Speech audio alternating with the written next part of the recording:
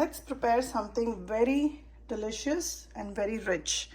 This dish is called Nawabi Paneer, and I took about 8 minutes to prepare this.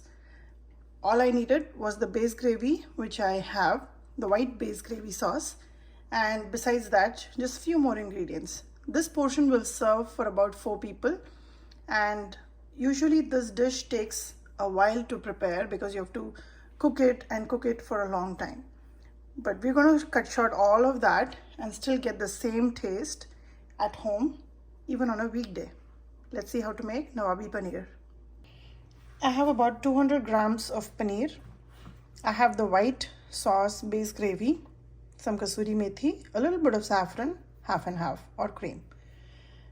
You can use either cream or you can use regular whole milk. Let's see how to make Nawabi Paneer. I have chopped paneer in small pieces. I like smaller chunks so that in every bite you get a piece of paneer. So here it is. And in my kadai, which is heating up now, before it gets too hot, I'm going to add about 2 tablespoons of oil and 1 tablespoon of butter. So before it is too hot, let's add a little bit of Kasoori Methi because I want to toast it, and we'll also add a little bit when we garnish, just a little bit here. And along with this I will add the paneer and toast it a little bit.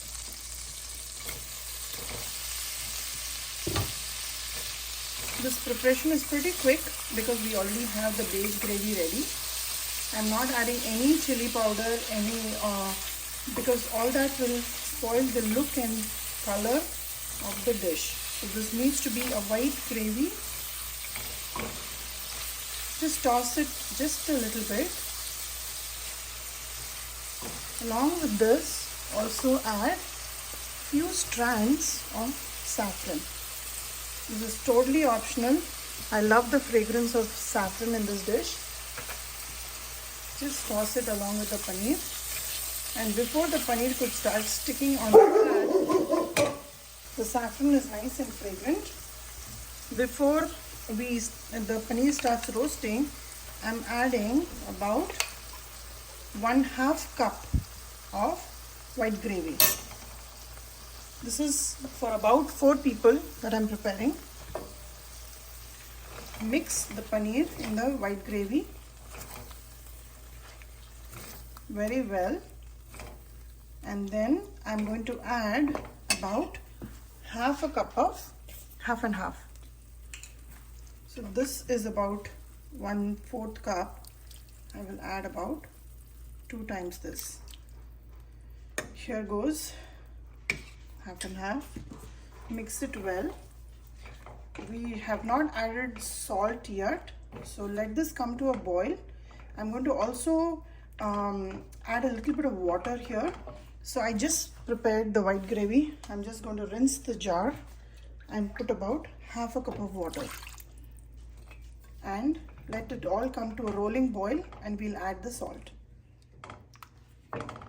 Make sure you're cooking this gravy in a medium-low heat, because if you cook it in a very high heat, the paneer will stick to the bottom, which we don't want. It's starting to come to a boil. I'm going to cover it and cook it for about a minute. See the gravy right now, it's very loose.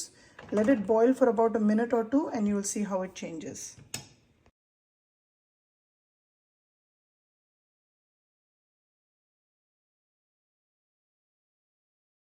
While the gravy is boiling, I'm going to use about 1 tablespoon of Kasoori Methi and just dry roast it for exactly 1 minute.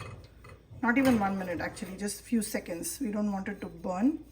Just like so, and turn it off and take it out in a plate.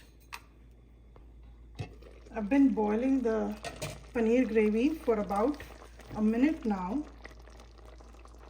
about 2 minutes.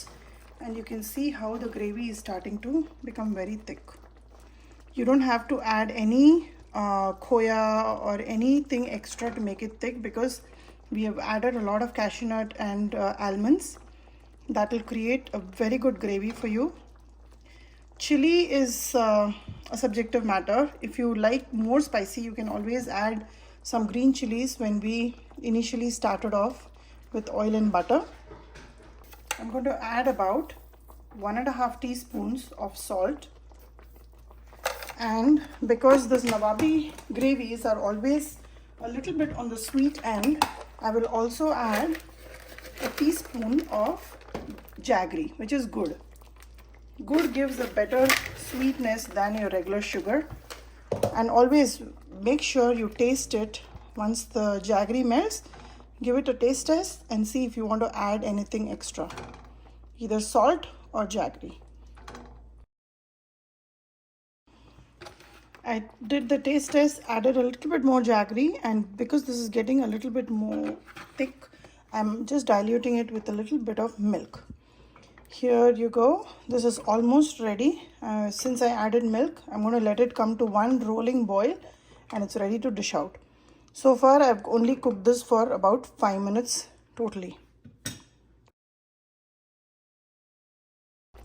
This Nawabi Paneer is ready. I'm going to dish it out. You may feel that this may be a little thick, but as it cools, it is going to thicken up really well and give you that silky texture. Nawabi Paneer is ready. I'm going to just sprinkle a little bit of this roasted Kasoori Methi on top.